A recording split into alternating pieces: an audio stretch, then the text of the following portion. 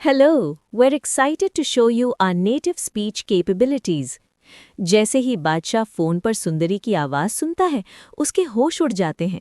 वो तुरंत गुलाम के क्वार्टर पहुंचता है, लेकिन वहां लाजो बताती है कि गुलाम नौकरी के सिलसिले में शहर गया है। बेचैन बादशाह लाजो से सच पूछता है, आखिर गुलाम किस लड़की को लाया था।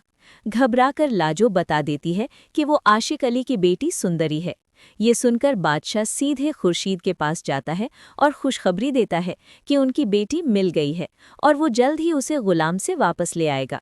उधर जहां को भी ये बात पता चल जाती है कि बादशाह सुंदरी से मोहब्बत करता है, वो तुरंत अपने आदमियों को भेजकर सुंदरी का अपहरण करवा देता है और उसे अपने फार्म हाउस में कैद कर देता है। इधर बादशाह गुलाम के पास पहुंचकर सुंदरी के बारे में पूछता है, लेकिन गुलाम झूठ बोलता है। वो अपना पूरा घर चेक करवाता है, पर सुंदरी कहीं नहीं मिलती। बादशाह के जाने के बाद जब गुलाम उसे ढूंढता है तो वो सच में गायब होती है। उसका फोन भी बंद आता है। घबराकर गुलाम बादशाह को सब सच बता देता है।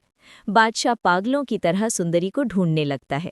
तभी उसे अपने पिता जहांदर की बातें सुनाई देती हैं। वो अपने आदमियों को सुंदरी को खत्म करने का आदेश दे रहा होता है।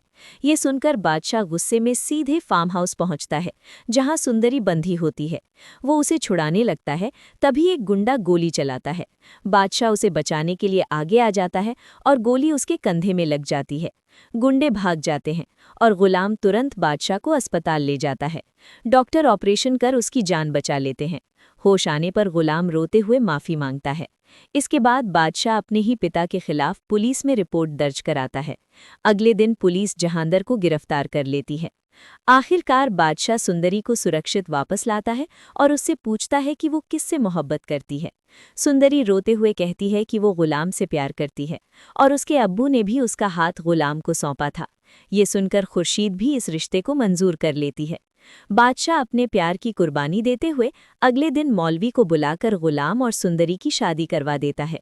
फिर वो अपनी माँ के पास जाकर कहता है कि वो अपनी कजिन से शादी के लिए तैयार है और आखिरकार वो उससे निकाह कर लेता है।